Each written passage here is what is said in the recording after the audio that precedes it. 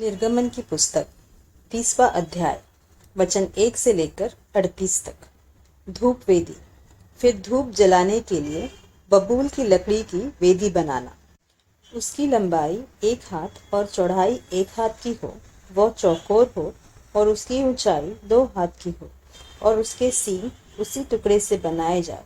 और वेदी के ऊपर वाले पल्ले और चारों ओर के बाजुओं और सींगों को चोखे सोने से मढ़ना, और इसके चारों ओर सोने की एक बाड़ बनाना, और इसकी बाड़ के नीचे इसके आमने सामने के दोनों पल्लों पर सोने के 2-2 कड़े बनाकर इसके दोनों ओर लगाना। वे इसके उठाने के डंडों के खानों के काम देंगे।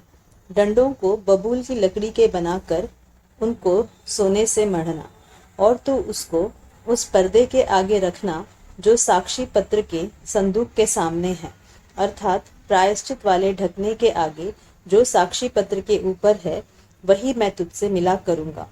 और उसी वेदी पर हारून सुगंधित धूप जलाया करे। प्रतिदिन भोर को जब वह दीपक को ठीक करे, तब वह धूप जलाए, और गोधूली के समय जब हारून दीपकों को जलाए, तब धूप जलाया करे। यह धूप यहोवा के सामने तुम्हारी पीढ़ी पीढ़ी में नित्य जलाया जाए। उस वेदी पर तुम किसी अन्य प्रकार का धूप न जलाना, और न उस पर होम बलि और न अन्न बलि चढ़ाना, और न उस पर अर्घ देना। हारून वर्ष में एक बार इसके सींगों पर प्रायश्चित करे, और तुम्हारी पीढ़ी पीढ़ी में वर्ष में एक बार प्रायश्चित के पाप बलि के लहू से इस पर प्रायश्चित किया जाए। वह यहोवा के लिए परम पवित्र है। प्राणों के प्रायश्चित का रुपया। तब यहोवा ने मूसा से कहा, जब तू इस्राएलियों की गिनती लेने लगे, तब गिनने के समय जिनकी गिनती हुई हो, वे अपने अपने प्राणों के लिए यहोवा को प्रायश्चित दे, जिससे जब तू उनकी गिनती कर रहा हो, उस समय कोई विपत्ति उन पर न आ पड़े। जितने लोग गिने जाए, वे पवित्र स्थान के शेकेल के अनुसार आधा शेकेल दे।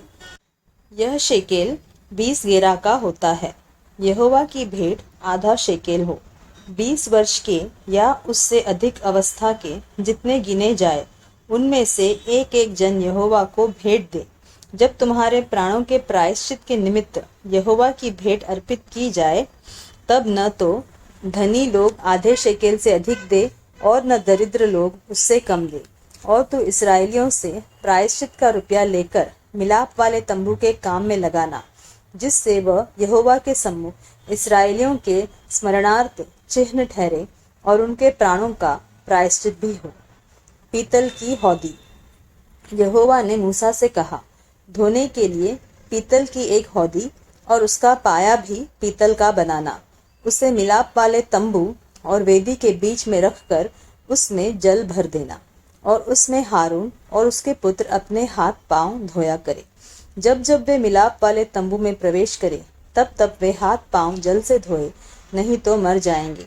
और जब जब वे वेदी के पास सेवा टहल करने, अर्थात यहोवा के लिए हव्य जलाने को आए, तब तब वे हाथ पांव धोए, न हो कि मर जाए।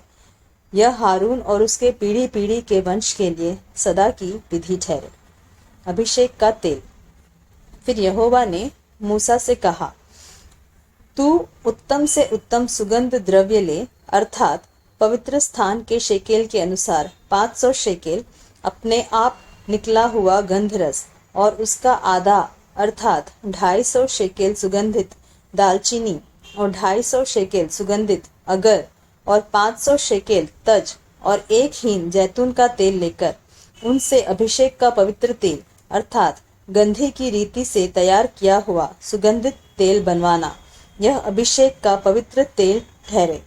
और उससे मिलाप वाले तंबू का, और साक्षी पत्र के संदूक का, और सारे सामान समेत मेज का, और सामान समेत दीवट का, और धूप वेदी का, और सारे सामान समेत होम वेदी का, और पाए समेत हौदी का अभिषेक करना, और उनको पवित्र करना, जिससे वे परम पवित्र ठहरे। और जो कुछ उनसे छू जाएगा वह पवित्र हो जाएगा। फिर हारून का उसके पुत्रों के साथ अभिषेक करना, और इस प्रकार उन्हें मेरे लिए याजक का काम करने के लिए पवित्र करना, और इस्राएलियों को मेरी यह आज्ञा सुनाना। यह तेल तुम्हारी पीढ़ी पीढ़ी में मेरे लिए पवित्र अभिषेक का तेल होगा। यह किसी मनुष्य की देह पर न डाला जाए और मिलावट में उसके समेत और कुछ न बनाना। यह पवित्र है, यह तुम्हारे लिए भी पवित्र होगा। जो कोई इसके समान कुछ बनाए या जो कोई इसमें से कुछ पराये कुल वाले पर लगाए, वह अपने लोगों में से नष्ट किया जाए। पवित्र सुगंध द्रव्य। फिर यहोवा ने मूसा से कहा, बोल, नखी और कुंदरू ये सुगंध द्रव्य शुद्ध लोबान समेत ले लेना। ये सब एक तौल के हो और इनका धूप अर्थात नमक मिलाकर गंधी की रीति के अनुसार चोखा और पवित्र सुगंध द्रव्य बनवाना। फिर उसमें से कुछ पीस कर बारीक कर डालना।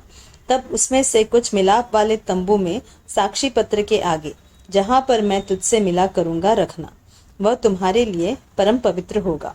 जो धूप तू बनवाएगा, मिलावट में उसके समान तुम लोग अपने लिए और कुछ न बनवाना। वह तुम्हारे आगे यहोवा के लिए पवित्र होगा। जो कोई सूंघने के लिए उसके समान कुछ बनाए, वह अपने लोगों में से नष्ट किया जाए।